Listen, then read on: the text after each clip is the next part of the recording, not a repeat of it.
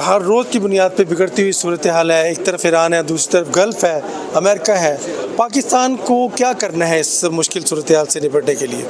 دیکھیے, مشکل صورتحال میں جو بھی فیصلے ہوتے ہیں اس کے لیے آپ کو وزم کی ضرورت ہوتی ہے. اس کے لیے آپ کو مختلف نوانسز, مختلف شیڈز اس کے ہوتے ہیں, اور اسی کے تحت آپ کو اپنی فیصلہ سازی کرنی ہوتی ہے. ایک طرف یقیناً ایران ہمارا برادر ملک ہے, ہمارا ہمسایہ ملک ہے, اور میرے خیال میں پاکستان نے اپنی استطاعت سے بڑھ کر ان کا ساتھ دیا ہے, اور انہوں نے اس کو اکنالج بھی کیا ہے.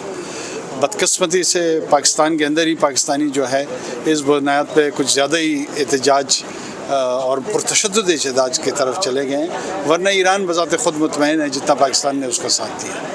دوسری طرف ہمارے اسٹریٹجک پارٹنرشپ ہے سعودی عربیہ کے ساتھ خصوصی طور پہ, اور باقی گلف کنٹریز میں ہمارے بردرلی ریلیشنز ہیں, اکنامک ریلیشنز ہیں. ہم کسی صورت یہ افورڈ نہیں کر سکتے کہ سعودی عرب جیسا ہمارا جو برادر اسلامی ملک ہے, جہاں پہ ہماری روحانی رشتے وابستہ ہیں, ہمارے معاشی رشتے وابستہ ہیں, ہمارے تاریخی رشتے وابستہ ہیں, مکہ اور مدینہ کی پاک اور مقدس سرزمین وہاں پر ہے. اگر کوئی ایسی چیز ہوتی ہے جو اس کی طرف خطرات بڑھتے ہیں, تو میرے خیال میں پاکستان میں جو یہ بے چینی نظر آئی ہے, اس سے کئی گنا بڑھ کے سامنے آئے گی.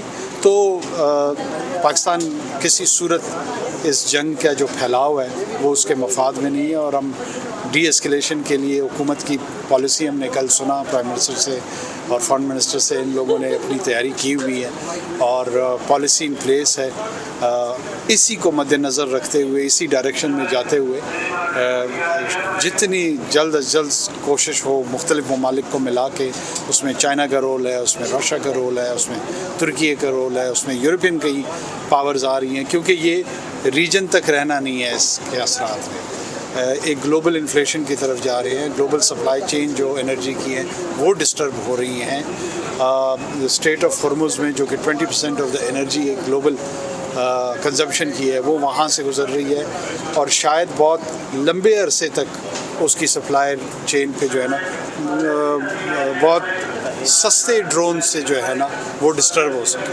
تو یہ وہ سارے نئے چیلنجز ہیں جس کے تحت میرے خیال میں پاکستان اس میں کوئی اکیلا پلیئر نہیں ہے, مختلف پلیئرز کے ساتھ مل کے پیس اور ڈپلومیسی اور ڈائلاگ یہی فیوچر کی ڈائریکشن ہے, اور اسی میں کام کرنا چاہیے. بڑی رسپیکٹ ہے فیلڈ مارشل صاحب کی پوری امہ میں اور دیگر ممالک میں بھی, کیا ان کا بھی کوئی رول پلے ہو سکتا ہے اس ساری صورت؟ دیکھیں, فیلڈ مارشل صاحب کا ہو سکتا ہے نہیں, ان کا رول ہے, ہو سکتا ہے تو پریزمپشنز پہ ہے. وہ اس وقت ایک اسٹریٹجسٹ کے طور پہ ابھرے ہیں. امریکہ کے اندر بھی ان کی لیڈرشپ کی, ملٹری لیڈرشپ کی اکنالجمنٹ ہے, خطے کے اندر عرب ممالک میں بھی ہے, ایران میں بھی ہے, چائنا میں بھی ان کو اسی رسپیکٹ کے ساتھ پرسیو کیا جا رہا ہے. تو یقیناً بات چونکہ جنگ کی اور جنگی حالات کی ہے, تو اس میں ایک نیوکلس کے طور پہ وہ ابھر کے سامنے آئیں گے. سینٹرل رول ان کا ہوگا, اور تمام خطے کی جتنی بھی طاقتیں ہیں وہ مشاورت بھی ان سے کریں گی, اور میرے خیال میں بہت ساری جگہوں پر ان کا پریکٹیکل کردار ہوگا جو کہ آنے والے دنوں میں بہت واضح ہو جائے گا.